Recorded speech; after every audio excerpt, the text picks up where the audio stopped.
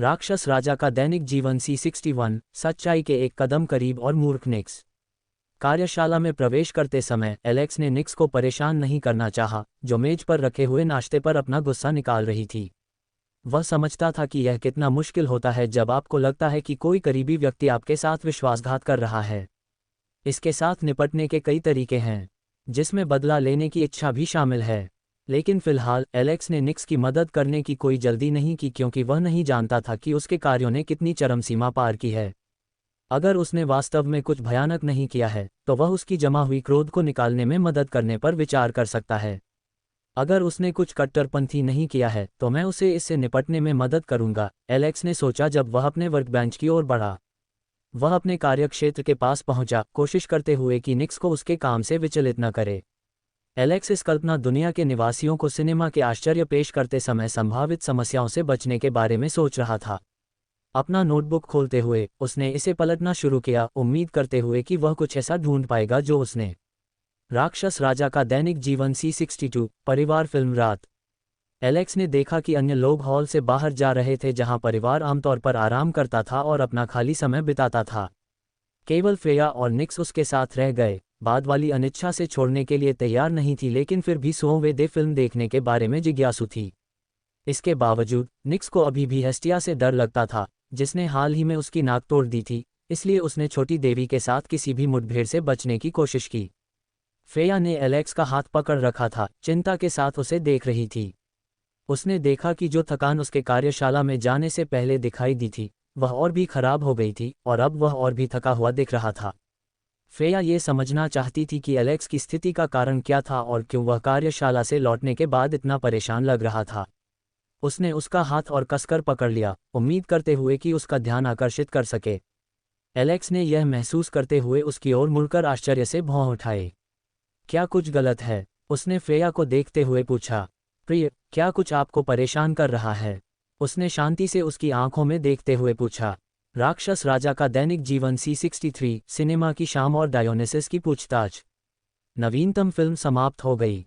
Hestia, जो clown film के बाद से ही तनाव में थी, अब शांत हो गई थी। हालांकि अंतिम दृश्य जहां अर्च खोले जाने के बाद चेहरे पिघलने लगे थे, अभी भी उसे तनाव में डाल देता था। एलेक्स ये देखना चाहता था कि इस दुनिया के लोग इस तरह की किसी चीज पर कैसे प्रतिक्रिया देंगे, और उसने महसूस किया कि यह इसके लायक था। कुछ घबरा गए, जबकि अन्य ने रुचि के साथ देखा। तो आपको ये फिल्म कैसी लगी? एलेक्स ने समूह को देखते हुए पूछा। फिल्म बहुत अच्छी थी, सिवाय उस अवास्तविक हिस्से के जहां लोगों ने अर्च खोलने के बाद मरना शुरू कर दिया। क्लाउन फिल्म अधिक विश्वसनीय लगी, लोकी ने दोनों फिल्मों के विशेष प्रभावों की तुलना करते हुए जवाब दिया। ठीक है, ये फिल्में 36 साल के अंतराल पर बनाई गई थीं, और अगर आप उन्हें इस तरह से तुलना करते हैं, तो विशेष प्रभाव वास्तव में सुधर गए हैं और अधिक वास्तविक हो गए हैं, एलेक्स ने समझाया, जो सुन रहे थे उन्हें आश्चर्यचकित करते हुए। क्या आप कह रहे हैं कि आपके विश्व में उन्होंने राक्षस राजा का दैनिक जीवन C64 असफलताओं के समूह का अंत या एक देवी को प्रस्ताव देने का तरीका? एलेक्स डायोनिसिस के सामने बैठा था, जो अभी भी जो उसने देखा था उससे सदमे में था। उसके सामने एक देवता की मृत्यु हो गई थी, न केवल मृत्यु हुई थी, बल्कि हमेशा के लिए गायबंद हो गया था। उसके पुनर्जन्म की कोई संभावना नहीं थी। इंद्रा का जो कुछ बचा था, वह उन लोगों की यादों में था जो उसे जानते थे। एलेक्स ने डायोनिसस को देखा, जिसकी दृष्टि उस स्थान पर स्थिर थी जहां इंद्रा अभी कुछ क्षण पहले था। वह अपनी आंखें हटा नहीं पा रहा था, जैसे कि उम्मीद कर रहा था कि यह सब बस एक बुरा सपना था। मुझे लगता है कि आप आश्चर्यचकित हैं, या बल्कि डरे हुए हैं, और यही आपके विचारों को उलझा रहा है, एलेक्स ने कहा, देखते हुए कि डायोनिसस उसकी बातों को नज़रअंदाज कर रहा था। मुझे आपको कुछ समझाने दीजिए। मुझे लगता है कि आपको ये दिलचस्प लगेगा, एलेक्स ने कहा, अपनी सीट से उठते हुए। वह एक ड्राइंग बोर्ड के पास गया, उसे घुमाया ताकि the daily life of the demon king C65 Erebus finally makes his move. सुबह जल्दी उठते हुए एलेक्स ने अपनी बाहों में गर्मी महसूस की, और फ्रेया के साथ बिताई गई जुनूनी रात की यादें तुरंत उसके दिमाग में आ गईं। कुछ पल उसे शर्मिंदगी से लाल भी कर देते थे, क्योंकि उन्होंने कुछ बहुत ही अंतरंग शब्दों का आदान प्रदान किया था जो किसी और को कभी नहीं सुनने चाहिए। उसने फ्रेया को देखा, जो उसकी बाहों में सो रही थी, एक छोटे से बिल्ली के बच्चे जैसी दिख रही थी। उसके चेहरे पर एक मीठी मुस्कुराहट थी। एलेक्स ने धीरे से उसके माथे पर चुंबन लिया और अपनी आंखें बंद कर लीं, इस शांतिपूर्ण सुबह का आनंद लेना चाहता था। फ्रेया ने चुंबन महसूस किया लेकिन जाग नहीं पाए। उसने बस एक प्यारा सा हंसी भरा। The daily life of the diamond king C66, the beginning of the battle against the abomination. Alex ने तहखाने की पहली मंजिल पर उतरकर एक गहरी सांस ली, अपने विचारों को इकट्ठा किया और आगामी लड़ाई पर ध्यान केंद्रित किया। वह एक पल के लिए रुका, फिर धीरे धीरे मंजिल में गहराई से आगे बढ़ा। उसके कदम सावधानी से और धीमी गति से थे, उसकी निगाहें आसपास के वातावरण को स्कैन कर रही थी ताकि यह सुनिश्चित हो सके कि कोई साहसी इस तरह के खतरनाक स्थान पर रहने का जोखिम नहीं उठा रहा है। दीवार के साथ चलते हुए एलेक्स ने अपना हाथ दीवार पर चलाया, अपने दोस्तों और परिवार के साथ अनुभव किए गए सभी साहसिक कार्यों को याद करते हुए। उसके विचार अतीत पर केंद्रित थे जब उसने अचानक अपने उंगलियों के नीचे एक अजीब कंपन महसूस किया। एलेक्स ने रुककर ध्यान केंद्रित किया, ये समझने की कोशिश की कि यह संवेदना क्या थी। उसने दीवार में मना का प्रवाह निर्देशित किया और उसके आश्चर्य में उसकी आंखें चौड़ी हो गईं जब उसके चेहरे पर एक व्यंग्यात्मक मुस्कुराहट दिखाई दी। तो यह है कि आपने फ्यूजन प्रक्रिया को तेज किया, अरेबस, एलेक्स ने बुदबुदाया, तहखाने में परिवर्तनों को महसूसा करते हुए। एक चतुर चाल। Daily life of the diamond king C67, dragon के दूसरे चरण के खिलाफ लड़ाई। एलेक्स तुरंत ड्रैगन की ओर बढ़ा, जिसने अपने विकास के बाद एक नया रूप धारण कर लिया था। ड्रैगन, जो अभी तक अपनी नई शक्तियों के अभ्यस्त नहीं था, असंतुलित था, उसकी कई आंखें बेतहाशा घूम रही थीं, एलेक्स पर ध्यान केंद्रित करने में असमर्थ। इसने एलेक्स को एक फायदा दिया, वह ड्रैगन के सिर के स्तर तक कूद गया, अपनी गर्दन पर एक विनाशकारी प्रहार करने की तैयारी में। हालांकि जैसे ही एलेक्स ने प्रहार के लिए अपनी तलवार उठाई, ड्रैगन की सभी आंखें अचानक उस पर केंद्रित हो गईं। ड्रैगन ने तेजी से अपना सिर पीछे खींच लिया, शिरच्छेदन से बचते हुए, और हवा को काटने की आवाज के साथ चूक गया। एलेक्स को आश्चर्य हुआ कि ड्रैगन ने प्रतिक्रिया करने और चकमा देने में कामयाब रहा, हालांकि तलवार ने अभी भी उसकी गर्दन पर एक छोटा सा कट लगा दिया, जिससे काला, टार जैसा खून निकलने लगा। एक सुरक्षित दूरी पर टेलीपोर्ट करते हुए एलेक्स ने रुचि से देखा कि ड्रैगन की गर्दन पर घाव तुरंत ठीक हो गया और खून उल्टा बहने लगा, जैसे कि रिवाइंड हो रहा हो। Daily life of the diamond king C68, dragon के साथ लड़ाई का अंत और अरेब की मृत्यु। ड्रैगन को अधिकतम बल के साथ डंजन के तल पर पटकने के बाद एलेक्स जितना संभव हो सके पीछे कूद गया और एक सिगरेट जलाई, अपने पराजित प्रतिद्वंद्वी से प्रतिक्रिया की प्रतीक्षा में। जलती हुई सिगरेट को अपने होठों पर दबाते हुए एलेक्स ने एक गहरी सांस ली और ड्रैगन के दुर्घटना स्थल पर नजर डाली। हालांकि उस क्षेत्र से कोई आवाज नहीं आई, जैसे कि वहां कुछ गिरा ही नहीं था। एलेक्स ने अपने हमले से हुए विनाश का आकलन करते हुए चारों ओर देखा। खैर, ये वही है जो मैं अपने गुप्त तकनीक से उम्मीद करता हूँ, उसने टिप्पणी की, अपने आसपास के मलबे को देखते हुए। अच्छा हुआ कि मैंने ये डंजन में किया। अगर इस तरह का प्रहार सतह पर पड़ता तो पूरा शहर नष्ट हो जाता, एलेक्स ने कहा, अपनी आंखें छत की ओर उठाते हुए, जो अब वहां नहीं थी, एक विशाल छेद का खुलासा करते हुए जो बहुत ऊपर तक फैला हुआ था। अपनी नज़र को दुर्घटना स्थल पर वापस लाते हुए एलेक्स ने ध्यान से सुना, ये पता लगाने की कोशिश की कि ड्रैगन के साथ क्या हुआ था। Daily life of the diamond king C69, dungeon में सुंदरता या मित्र की मां को बचाने का तरीका। एलेक्स ने थके हुए डंजन की टूटी हुई छत को देखा, जो अरेबस के साथ उसकी लड़ाई का अवशेष था। अपनी सिगरेट खत्म करने के बाद वह घर जाने वाला था जब उसने अचानक पास में कुछ महसूस किया। उसका पहला विचार था कि छाया में छिपा दुश्मन आखिरकार हमला करने का फैसला कर लिया है। लेकिन जल्द ही एलेक्स ने महसूस किया कि यह अंधकार नहीं था, यह शुद्ध मना था, जो हवा में स्पंदित हो रहा था। इस अजीब अनुभूति के स्रोत की ओर अपनी नज़रें घुमाते हुए उसने देखा कि एक बड़ा मना गोला उस स्थान पर तैर रहा था जहां अरेबस अभी अभी था। ये कहाँ से आया? उसके दिमाग में आया जब उसने मना गोले को ध्यान से देखा। एलेक्स समझ नहीं पा रहा था कि यह कैसे प्रकट हुआ था। जब अरेबस विघटित हो गया तो कुछ भी नहीं बचा था। तो यह मना गोला कहाँ से आया? उसने जोर से सोचा। मना गोले के पास पहुंचते हुए एलेक्स ने सावधानी से इसे अपने हाथों में लिया और इसे बारीकी से अध्ययन करना शुरू कर दिया। गहन जांच के बाद उसने निष्कर्ष निकाला कि यह डंजन का ही। Daily life of the diamond king C70, माँ बेटी का पुनर्मिलन और मुख्य खलनायक का आगमन। एलेक्स और एरिया डंजन के प्रवेश द्वार पर प्रकट हुए। अपनी पहली टेलीपोर्टेशन का अनुभव करने के बाद एरिया समझ गई कि एलेक्स ने उसे अपना हाथ पकड़ने के लिए क्यों कहा था। जो अनुभूति उसे महसूस हुई वह उसे उस मतली की याद दिलाती थी जो उसे तब महसूस हुई थी जब वह इसके साथ गर्भवती थी। एक हाथ एलेक्स को पकड़े हुए था जबकि दूसरा हाथ उसके मुंह को ढक रहा था क्योंकि वह उल्टी करने की इच्छा को दबाने की कोशिश कर रही थी। एलेक्स ने एरिया की प्रतिक्रिया को देखा, हैरान था कि वह 1000 साल तक बिना खाए रहने के बाद मतली महसूस कर सकती थी। शायद उसका शरीर एक प्रकार की निद्रा में था और अब ठीक होने लगा था। तुम कैसी महसूस कर रही हो? एलेक्स ने पूछा, उसकी पीठ को धीरे से रगड़ते हुए उसके असहजता को कम करने की कोशिश करते हुए। मैं ठीक हूँ, मुझे लगता है, एरिया ने जवाब दिया, खुद को संभालने की कोशिश करते हुए। हर किसी का पहला टेलीपोर्टेशन अनुभव ऐसा ही होता है, हालांकि आपकी बेटी ने इसे आपसे बेहतर संभाला, एलेक्स ने कहा, उसे खुश करने की कोशिश करते हुए। Daily life of the demon king C71 नेरलाथोटेप के खिलाफ लड़ाई। एलेक्स के पास प्रतिक्रिया करने का समय नहीं था जब उसके पीछे एक भयानक, अप्रिय आवाज़ सुनाई दी। यह एक कांटे की गिलास पर चुभने की आवाज़ के साथ अब एक अंधेरे से फुसफुसाहट के साथ मिल गई थी, एक ऐसी आवाज़ जो इतनी भयानक थी कि उसका वर्णन करना मुश्किल था। आवाज़ ने उसकी रीढ़ की हड्डी में सिहरन पैदा कर दी, जैसे एक जीवित बुरे सपने ने उसे पकड़ लिया हो। एलेक्स ने महसूस किया कि कुछ उसे लपेट रहा है और अचानक उसे कहीं खींच रहा है। उसने जो आखिरी चीज़ देखी वह थी अपने परिवार के चिंतित चेहरे, जो उसकी मदद के लिए तेजी से आ रहे थे। वह उन्हें रोकना चाहता था, लेकिन उसे एक अजीब पोर्टल में खींच लिया गया, और पोर्टल बंद होने से पहले उसके नाम की पुकार आखिरी आवाज़ थी जो उसने सुनी। एलेक्स को तेजी से एक अजीब जगह के माध्यम से खींचा गया, जैसे कि वह एक इंद्रधनुष के माध्यम से खींचा जा रहा था जहां सभी रंग एक अराजक भंवर में घूम रहे थे। एक पोर्टल के माध्यम से जबरन खींचे जाने की अनुभूति का वर्णन करना असंभव था। लेकिन सबसे ज़्यादा एलेक्स ने गुस्सा और क्रोध महसूस किया। अपने आप पर गुस्सा आया कि उसने सावधानी खो दी, जिसे वह हमेशा। Daily life of the demon king C72 एक नई दुनिया और बुरे आदमी के साथ एक और मुठभेड़। एक दूरस्थ, रहस्यमय स्थान पर, इतना दूर कि इसे सभी चीज़ों का अंत और शुरुआत दोनों कहा जा सकता है। ये स्थान वास्तविकता, समय, स्थान, जीवन और मृत्यु से परे है। कुछ प्राचीन दुनिया की किंवदंतियों ने इसका उल्लेख किया, लेकिन वे भी इसकी पूरी पहेली को पकड़ नहीं सके। यहाँ वे पैदा हुए जिन्होंने पागलपन और अराजकता लाए, और यहाँ कैद किया गया वह जो व्यवस्था के साथ प्रकट हुआ।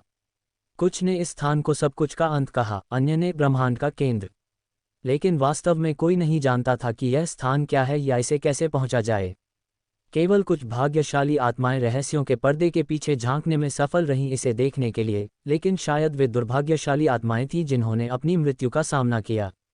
जो लोग सच्चाई की तलाश में थे और सब कुछ के किनारे से परे देखने का साहस करते थे, वे यहाँ खुद को निराशा और मृत्यु का सामना करते हुए पाए, क्योंकि यह स्थान किसी भी कमजोरी को बर्दाश्त नहीं करता है। केवल कुछ ही वापस आने में सफल रहे, अपनी बुद्धि को बनाए रखते हुए, लेकिन वे भी। Daily life of the demon king C73 नए मुठभेड़। एलेक्स ने बुरे आदमी को देखा, जो उसके सवाल के बाद चुप हो गया था। इस पल का फायदा उठाने का फैसला करते हुए एलेक्स ने चारों ओर देखा, क्योंकि पिछली बार उसे इस जगह को वास्तव में देखने का मौका नहीं मिला था। उसने आसपास की जगह को स्कैन किया, ध्यान केंद्रित करने के लिए कुछ भी ढूंढते हुए। उसके पैरों के नीचे की जमीन बर्फ की तरह सफ़ेद थी, इतनी तेज नहीं कि आंखों में चुभन हो, बल्कि पहले बर्फ की तरह नर्म और सुखदायक। ऊपर सितारे शांति से टिमटिमा रहे थे, जैसे कि वे जीवित दुनिया हो जो जीवन से भरी हुई थीं। ये पूरी जगह एक शुरुआत की तरह महसूस हुई, जहां सब कुछ शुरू हुआ, एक कार्यशाला जहां बूढ़े आदमी ने अपनी सबसे बड़ी रचना जीवन बनाई। मैं यहाँ थोड़ी देर और रहना पसंद करूंगा, एलेक्स ने सोचा जब उसने आसमान में चमकते सितारों को देखा।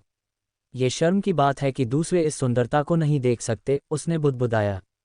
एलेक्स सितारों को घूरता रहा, अपने विचारों में खो गया, पल भर के लिए अपने आसपास की हर चीज़ को भूल गया। ये ठीक वही शांतिपूर्ण जीवन था जिसका उसने सपना देखा था। राक्षस राजा का दैनिक जीवन C74, परिवार के साथ बातचीत और एक नई दोस्ती की शुरुआत।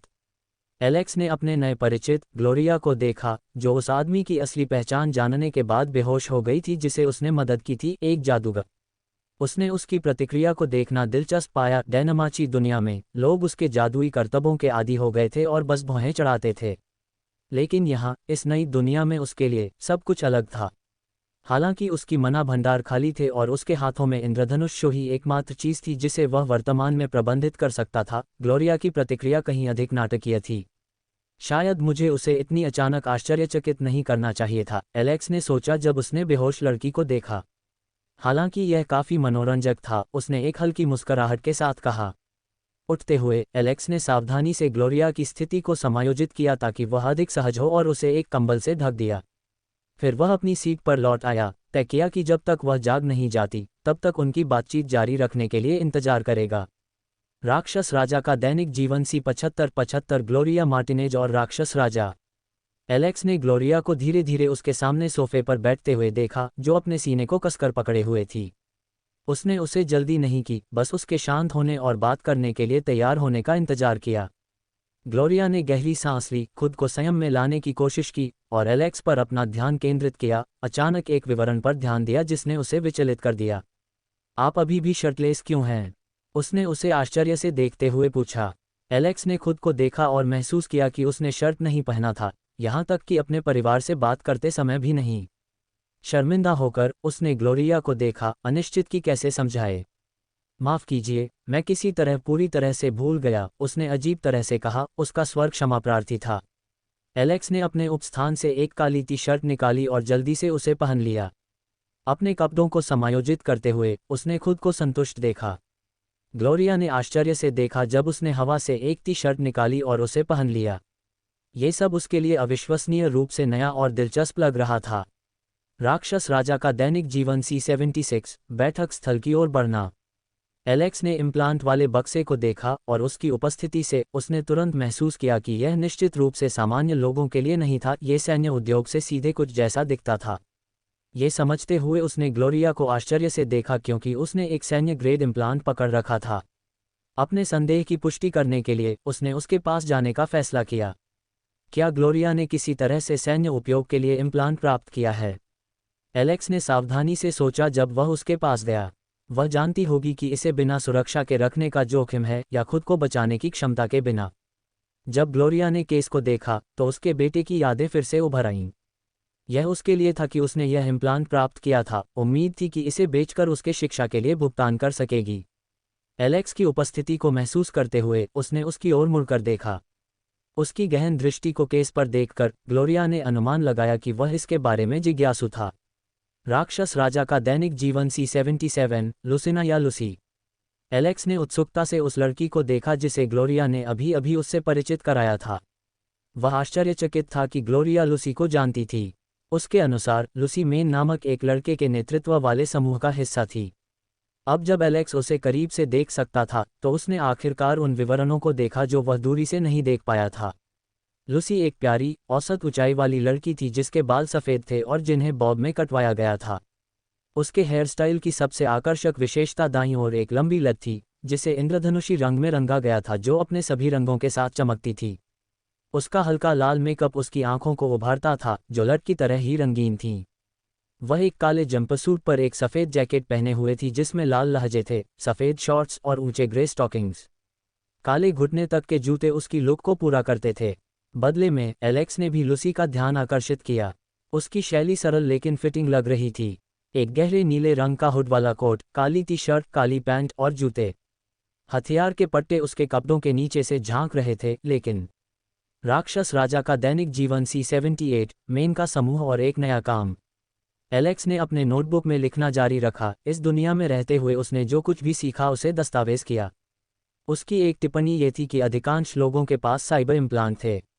जो बात उसे सबसे ज़्यादा परेशान कर रही थी वह साइबर साइकोसिस के बारे में जानकारी थी। अगर मानसिक समस्याओं वाले किसी व्यक्ति ने अपने शरीर को इम्प्लांट से ओवरलोड कर दिया तो वे अंततः अपना दिमाग खो सकते थे। हालांकि मानसिक समस्याओं की अवधारणा बहुत अस्पष्ट लगती थी। ये पता लगाना मुश्किल था कि वास्तव में क्या एक एपिसोड को ट्रिगर कर सकता है। एलेक्स ने लिखना बंद कर दिया और सोच समझकर कलम को अपनी ठोड़ी पर दबाया। लुसी, जो इस पूरे समय एलेक्स को चुपचाप देख रही थी, उसे रुकते हुए देखकर थोड़ा आश्चर्य हुआ। वह जानने के लिए उत्सुक थी कि उसे रोकने का कारण क्या हो सकता है। क्या आपके पास कोई प्रश्न है? उसने उसकी ओर देखते हुए पूछा। एलेक्स अपने विचारों से बाहर आया और उसकी ओर मुड़ा। बिल्कुल प्रश्न नहीं, उसने हिचकिचाते हुए शुरुआत की। ये सिर्फ इतना है कि आपके शब्द साइबर साइकोस और वे कैसे बन जाते हैं इसके बारे में अजीब लगते हैं। राक्षस राजा का दैनिक जीवन C79 राक्षस राजा पार्ट टाइम नौकरी पर। एलेक्स ने अपने मांसपेशियों को आराम देने के लिए खींचा, फिर बाहर से पैकेज पकड़ा और उसे अपने जैकेट की अंदरूनी जेब में रख लिया। वह जाने ही वाला था कि अचानक एक महत्वपूर्ण विवरण याद आया। उसकी दृष्टि ग्लोरिया पर पड़ी, जो बार में बैठी थी और अपने पे को हिला रही थी। एलेक्स जानना चाहता था कि क्या वह वहां रहने की योजना बना रही थी या जब वह अपनी डिलीवरी रन पर जाएगा तो घर चली जाएगी। ग्लोरिया, उसने पुकारा, उसका ध्यान आकर्षित करते हुए। ग्लोरिया ने अपने पे पर ध्यान केंद्रित करना बंद कर दिया और एलेक्स की ओर देखा। उसने थोड़े आश्चर्य के साथ कहा, अपना सिर घुमाते हुए। क्या आप यहाँ इंतजार करेंगी या घर चली जाएंगी? एलेक्स ने पूछा, विचारशील महिला को देखते हुए। ग्लोरिया ने रुककर उसके प्रश्न पर विचार किया। एक तरफ घर जाने का समय हो गया था, कल काम था, और हाल ही में एक त्रासदी के बाद उसे समय दिया गया था। दूसरी तरफ वह एलेक्स के लिए इंतजार करना चाहती थी और साथ में लौटना चाहती थी। वह अचानक ये पूछ रहा था क्यों? उसकी जिज्ञासा बढ़ गई। राक्षस राजा का दैनिक जीवन CAT, राक्षस राजा या स्ट्रीट मैजिशियन। एलेक्स ने लड़कियों को देखा और उनकी उदासी के लिए खुद को दोषी महसूस किया। आखिरकार उसने उन्हें अभी तक नहीं बताया था कि वह एक पूरी तरह से अलग दुनिया से था और गलती से यहाँ आया था। वह उन्हें किसी तरह से खुश करना चाहता था, लेकिन ऐसा लगता था कि इसकी कोई ज़रूरत नहीं थी। चिंता मत करो, चूम। अगर कुछ भी है तो मैंने तुम्हारी पीठ पर हाथ रखा है, रेबेका ने एलेक्स को मुस्कराते हुए कहा। एलेक्स ने उसे आश्चर्य से देखा। ऐसा लगता था कि उसने उसके परिवार का हिस्सा बनने का फैसला किया था और वह नहीं जानता था कि इस पर कैसे प्रतिक्रिया दे। धन्यवाद, वास्तव में, लेकिन चिंता करने की कोई ज़रूरत नहीं है। एक दिन मैं उन्हें फिर से देखूंगा, एलेक्स ने मुस्कराते हुए जवाब दिया, लेकिन उसके शब्दों ने फिर से लड़कियों के चेहरे पर उदास अभिव्यक्तियां ला दीं। उसने फिर से गलत कहा था, जिससे गलतफहमी पैदा हुई थी। हालांकि अभी तक अपने बारे में सच्चाई का पता लगाने का समय नहीं था।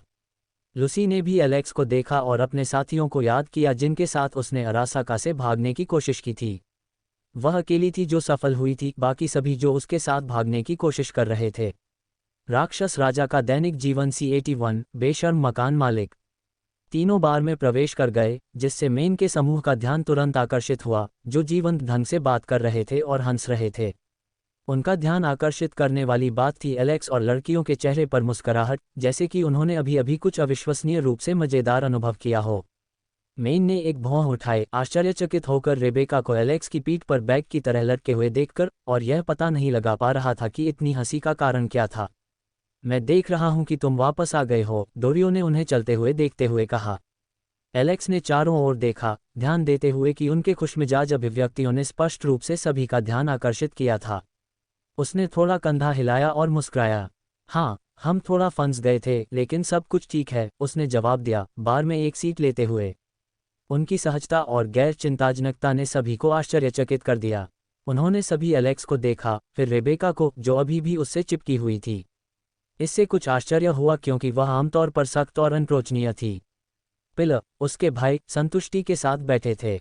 राक्षस राजा का दैनिक जीवन C82, नया टीम सदस्य। उस बार में जहां एलेक्स और ग्लोरिया हाल ही में चले गए थे, मेन टीम वहीं रह गई। सभी सदस्य ध्यान से टेबल पर रखे कंप्यूटर मॉनिटर को देख रहे थे। स्क्रीन पर लैंडलॉर्ड के ऑफिस से लाइव फीड आ रही थी, जहां एलेक्स उस समय था। किवी, जो टीम की सबसे अनुभवी हैकर थी, ने एलेक्स का परीक्षण करने का फैसला किया कि वह तनावपूर्ण स्थिति में कैसे निपटेगा। उसने ग्लोरिया के अपार्टमेंट की निगरानी प्रणाली में हैक किया और पता चला कि उसका अपार्टमेंट किराए के भुगतान न होने के कारण बंद कर दिया गया था। जब ग्लोरिया और एलेक्स अपार्टमेंट के दरवाजे के पास पहुंचे, किवी को आश्चर्य हुआ कि वे कितनी जल्दी वहां पहुंच गए। उसने मेन को स्थिति के बारे में बताया और उसने जिज्ञासा से देखने का फैसला किया कि एलेक्स इसे कैसे संभालेगा। ऐसा लगता है कि वे पहले से ही अपार्टमेंट में हैं और दरवाजा बंद पाया है, किवी ने नोट किया, समूह का ध्यान आकर्षित करते हुए। सभी स्क्रीन के करीब आ गए ताकि वे बेहतर तरीके से देख सकें। ग्लोरिया के चेहरे पर स्पष्ट असंतोष दिखाई दे रहा था। राक्षस राजा का दैनिक जीवन C83, लिजी का बार। एलेक्स ने ग्लोरिया को तब तक देखा जब तक उसकी छाया अस्पताल के दरवाजों के पीछे गायब नहीं हो गई। यह एक चिकित्सा सुविधा के लिए एक अजीब नाम है, उसने सोचा, साइन की जांच करते हुए। जब ग्लोरिया दृष्टि से बाहर हो गई, एलेक्स ने सोचा कि लूसी के फ़ोन करने तक समय कैसे बिताया जाए।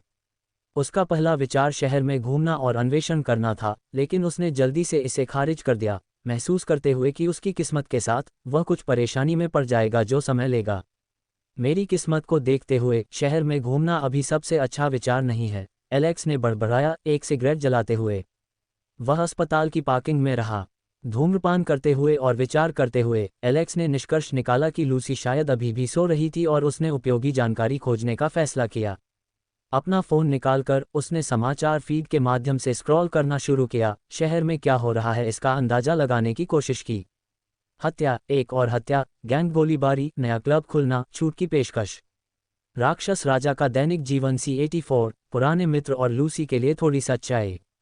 एलेक्स ने महसूस किया कि लूसी उसे खींच रही थी।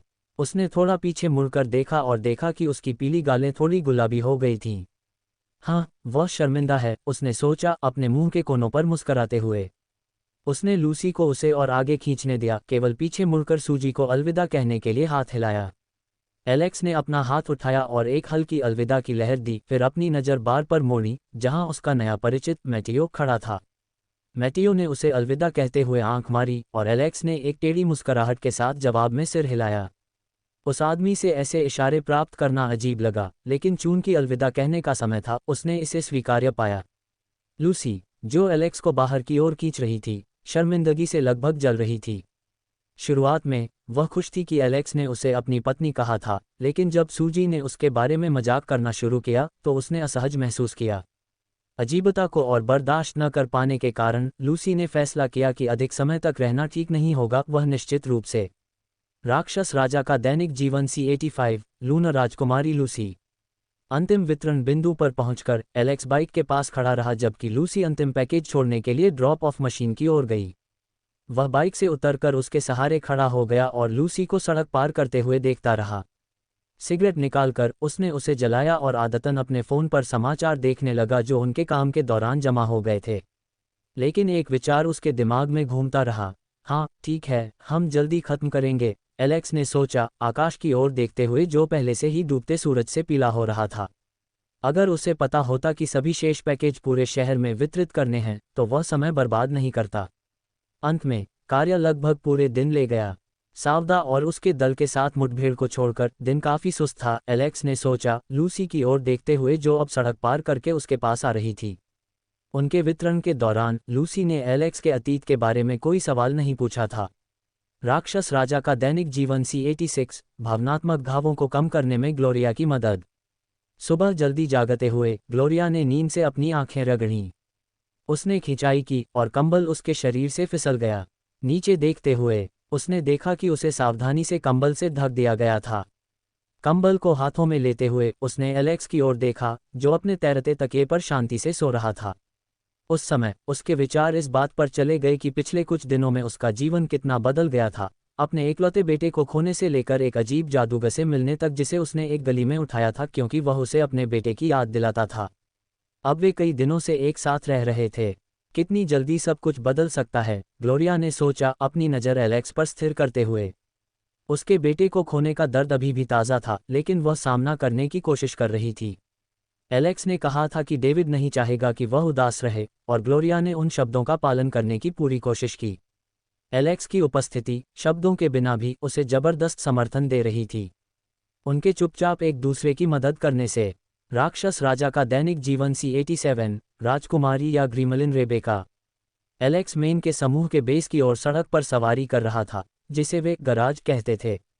जैसे ही उसकी मोटरसाइकिल गति पकड़ती गई, उसके विचार रेबेका के द्वारा बताई गई परीक्षा के बारे में घूमने लगे। और उसे किस तरह का काम था जिसके लिए उसे अपनी क्षमताओं को साबित करना था इससे पहले कि वह उसे अपने साथ ले जा सके। इसमें शायद गोलीबारी का कुछ लेना देना है, एलेक्स ने मुस्कराते हुए कहा, गति बढ़ाते हुए जब यातायात पतला हो गया जिससे उसे गति बढ़ाने का मौका मिला। वह सड़क पर आज़ादी का आनंद ले रहा था, धीरे धीरे इस दुनिया के अनुकूल हो रहा था और पहले से ही साइबर इम्प्लांट्स के बारे में योजनाएं बना रहा था। एलेक्स ने उन्हें सुधारने का इरादा किया, कुछ ऐसा अराजक और खतरनाक बनाना जो गलत हाथों में पड़ने पर वास्तविक तबाही मचा सकता था। मुझे बेका से पूछना चाहिए कि क्या उसके पास साइबर इम्प्लांट्स पर कोई डेटा है। अगर नहीं, तो मुझे लूसी से कुछ ब्लूप्रिंट्स लेने के लिए कहना होगा, एलेक्स ने सोचा, पहले से ही योजना बनाते हुए जब वह गराज की ओर बढ़ रहा था। कुछ देर बाद उसने राक्षस राजा का दैनिक जीवन C88, रेबेका के साथ एक छोटी सी डेट और नया मित्र जेफ। एलेक्स ने रेबेका को उत्साह से बर्गर खाते हुए देखा। उसने सोचा कि यह समय स्थानीय भोजन को खुद आजमाने का है, क्योंकि उसने अब तक जो कुछ भी खाया था वह थोड़ा सिंथेटिक लग रहा था, हालांकि यह उसे अपने पिछले जीवन के परिचित स्वादों की याद दिलाता था। अपना पहला निवाला लेते ही उसने जल्दी से महसूस किया कि बर्गर उसके आदी होने की तुलना में कुछ खास नहीं था। हालांकि एक विचार उसके दिमाग में आया। उसने एक वीडियो देखा था जहां मांस को जानवरों के उत्पादों के विकल्प के रूप में 3D प्रिंटर पर मुद्रित किया गया था। हाँ, इस दुनिया में यह शायद मजाक नहीं है बल्कि एक सांसारिक वास्तविकता है, एलेक्स ने मुस्कराते हुए सोचा। रेबेका की भूख को अपने विचारों से खराब नहीं करना चाहता था। खुद को इन विचारों से विचलित करने के लिए उसने एक पे का ऑर्डर दिया। इस बीच रेबेका अपना तीसरा बर्गर खत्म कर रही थी, जिसने एलेक्स को हेस्टिया की याद दिला दी। दोनों महिलाएं ऐसे उत्साह से खाना खाती थीं जैसे वे भूखी आत्माएं हों। उसने यहाँ तक कल्पना की कि अगर रेबेका राक्षस राजा का दैनिक जीवन C89 अपहरणकर्ताओं की क्रूर सजा और उदास रेबेका। एलेक्स ने बंधे हुए बच्चे को फर्श पर लेटे हुए ध्यान से देखा। बच्चा 15 साल से अधिक उम्र का नहीं लग रहा था, लेकिन गंदे कपड़े और धूल भरे चेहरे ने यह बताना मुश्किल कर दिया कि वह लड़का है या लड़की। इसने एलेक्स को उस समय की याद दिला दी जब वह पहली बार लिली से मिला था, जो इसी तरह की स्थिति में थी। शायद इस बच्चे का अपहरण किया गया था, या यह और भी सरल था। हमें पता लगाना होगा, एलेक्स ने मुंह बनाते हुए फैसला किया। वह समझना चाहता था कि ये लोग कितने समय से बच्चों का अपहरण कर रहे थे और क्या वे किसी गिरोह का हिस्सा थे। रेबेका ने चिंता के साथ बच्चे को देखा, उसके विचार अनजाने में अपने अतीत के अनुभवों की ओर चले गए। उदासी ने उसे घेर लिया और उसने एलेक्स के हाथ पर अपनी पकड़ कस दी। स्पर्श महसूस करते हुए रेबेका ने एक अजीब सी शांति और सुरक्षा की भावना का अनुभव किया, जिसने उसे भारी भावनाओं को संभालने में मदद की। हमें उसकी मदद करनी होगी, एलेक्स ने रेबेका को देखते हुए धीरे से कहा। वह बच्चे के पास गया। राक्षस राजा का दैनिक जीवन C90, वैलेरी और नया परिचित सेबेस्टियन। एलेक्स ने रेबेका का हाथ पकड़े हुए बाथरूम से बाहर कदम रखा। एक विचार उसके दिमाग में घूमता रहा, उस बच्चे का क्या किया जाए। अगर उसका अपना घर होता या कम से कम एक बड़ा अपार्टमेंट, तो वह बच्चे को अपने साथ रखने पर विचार कर सकता था, अगर उनके माता पिता उन्हें ढूंढने नहीं आते। लेकिन दुर्भाग्य से एलेक्स ने अभी तक एक नए स्थान के लिए पर्याप्त पैसा नहीं कमाया था। इसके अलावा अब उसे ग्लोरिया की मदद करने के लिए चंद्रमा के टिकट के लिए बचत करने की जरूरत थी। हर चीज़ इतनी जटिल है, एलेक्स ने सांस लेते हुए कहा, अपने विचारों में खो गया। रेबेका ने उसकी सांस महसूस की और सोच समझकर उसकी ओर देखा। हालांकि उसका अपना दिमाग न केवल बचाए गए बच्चे के बारे में था। उसने अचानक एलेक्स का हाथ खींचा, उसका ध्यान आकर्षित किया। जब उसने उसकी ओर देखा तो उसने कहा, अगली बार हमें लूसी को भी साथ ले जाना होगा। रेबेका ने सीधे एलेक्स की ओर देखते हुए कहा। एलेक्स ने भौं उठाई, समझ नहीं पाया कि लूसी इस बातचीत में कैसे आ गई। क्या तुम उसे किसी और अपहरण अभियान पर ले जाना चाहती हो? एलेक्स ने पूछा, अभी भी उलझन में। To be continued. Next episode देखने का लिया सब्सक्राइब करें।